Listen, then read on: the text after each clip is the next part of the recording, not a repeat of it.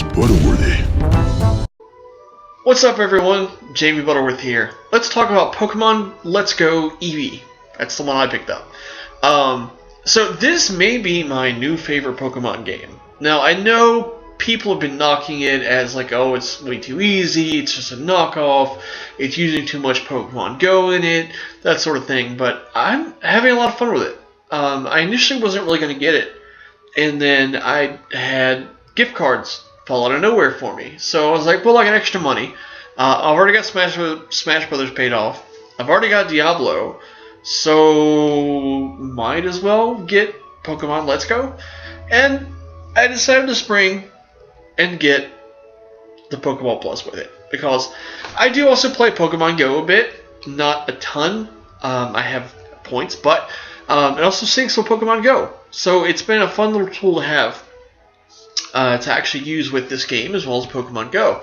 Now with Let's Go, I've needed like the cuteness and the easiness of this game to just like chill with and relax. It's perfect for that. Like, you don't go into this expecting some big hardcore experience, or like you're gonna get some really in-depth, like mature whatever else. You don't get that with Pokemon anyway, but like this is Pokemon Light. But at the same time, they've done a lot of interesting things with it. The throwing mechanic is really interesting, actually. You know, lots of people have been kind of complaining or worried about not being able to actually fight wild Pokemon, but it's still really good XP generator with catching Pokemon. And even though that they appear on the world map or the overworld, it's still easy to accidentally run into them, or they can pop up out of nowhere that you'll run into, you know, random battles with them.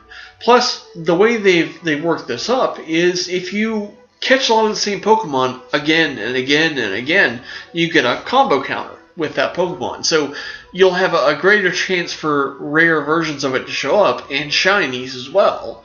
I haven't really farmed shinies yet, but I know that I have some friends that are. Like, one girl I know has already spent something like 6 hours just catching Vulpix over and over and over because she wants a shiny Vulpix so badly. So I haven't done any of that yet. I may at some point, but if you keep catching the same Pokemon over and over again, you're going to eventually get a shiny. But like, you have to catch every single one of them, and you can't catch anything else in between. So if you're trying to get a shiny Pikachu, and you've caught 50 shiny Pikachus, but then you run into a Caterpie out of nowhere, then your streak is going to be broken. So you got to be careful with that. But if you love catching shiny Pokemon, and love a Pokemon in particular, you'll be able to get what you want with, you know, some effort. But it's interesting what they've done with this game and where they're looking to with the franchise, because I can see them taking some of the ideas they have in this one and moving it to the main series, because they do have some interesting ideas here in the series with this game. So I would like to see them, you know, kind of work off of this. I mean, maybe they'll do a Let's Go with Gen 2 after we get the next mainline series next year. But I would be interested to see what they do with it. And I like the interactivity with Pokemon Go. I haven't gotten into the really in-depth stuff with that yet, where you can transfer Pokemon back and forth. I haven't unlocked that yet. I've only played for about 6 hours so far, but I'm enjoying what I have played so far. So the only weird things I've run into so far was trying to trade with a friend, which I did literally right before recording this video. Because you can't just go in and select, hey, I want to trade with a friend. You both go in and just input a code. Like, they have, I think, 10 different Pokemon pictures, and you have to pick 3 pictures to match with somebody else who's picked the same 3 pictures. Which is great for finding random people to trade with, but it's like, if you're trading with a friend, it can be a complete crapshoot. So we went in, and I had him pick 3 Digletts, which was the last Pokemon in the row, which is probably the least popular of all of them. And I was like, fine, pick 3 Digletts, I'll pick 3 Digletts. Chances are nobody else is going to. And then we got matched up. So they need to make it easier to trade with a friend, because I don't know why you can't trade with a friend. You've been able to do that since Pokemon went online, you know, forever ago. So I don't know why you can't do that. That's really weird. They need to fix it. But that's the biggest downside I've found so far. Yeah, it's easy, but I've always found Pokemon to be easy, so I don't really see that as a negative. One of the interesting things that I've found so far with the Pokemon Plus is when you're able to actually put a Pokemon in here to go on a stroll with, and it kind of counts your steps.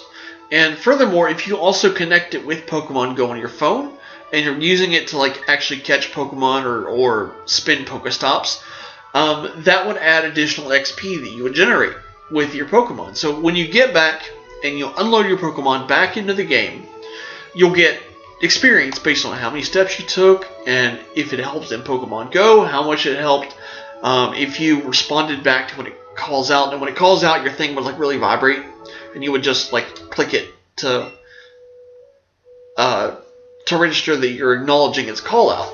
So the more you interact with it, the more you take it out, the more you do with Pokemon Go, you can get some serious experience.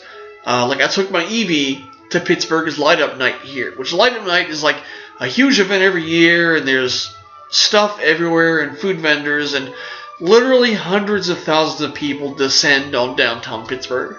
I hung out with friends. I had this in my pocket the whole night, and when I got back the next day, or when I pulled it back up in Pokemon the next day and unloaded my Eevee, I had generated over 11,000 experience. And at the time, my Eevee was level 12. So after I unloaded all my experience, my Eevee was level 25.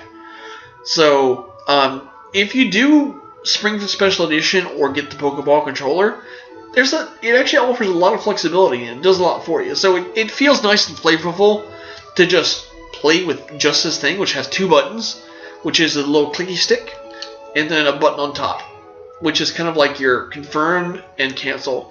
And if you have to hit a different button to pull up your Pokemon box, you just shake it, and it registers as like a third button.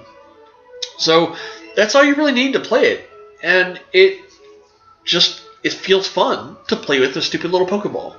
This tiny little Pokeball is just, I don't know, it just adds a different element for me. So I might be a 37-year-old man who plays fucking Pokemon with a little Pokeball, but it's just fun, and it's something I could use in my life right now. So it's nice to have a little positivity, a little fun, a little childlike wonder every now and then. So we'll see how I feel at the end of the game after I've put 20, 30, 40 plus hours into it. But right now, in around 6 hours, I'm really enjoying it. And I would recommend it if you're a Pokemon fan, or maybe if you're on the fence about this game, I'd say jump over the fence. It's worth the purchase. So, well, I'll check back in with you once we play all the way through this, probably in a couple weeks. I'll give you an update on this and full review. But for right now, I'd recommend playing it. It's a lot of fun. Come to the dark side. We have cats. Anyway, guys, thanks for tuning in for the video. Be sure to follow me on Twitter at Jamie Butterworth. Subscribe to the channel. Hit the little bell if you like to hit the bell. Anyway, thanks for tuning in. Always appreciate your views and your comments, likes, dislikes, whatever you want to do. Thanks for being here. Appreciate it.